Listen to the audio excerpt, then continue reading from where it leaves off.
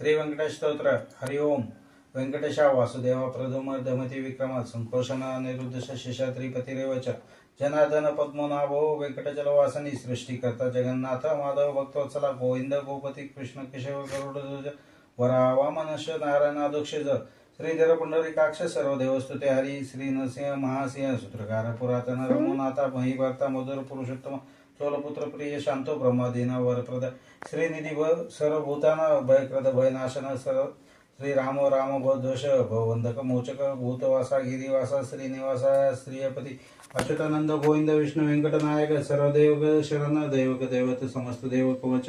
सर्वदेव शिखामणि इति कीर्तिदीयमस्य विष्णु रमति तेजस त्रिकालपटे नित्य पापतस्य न विद्यते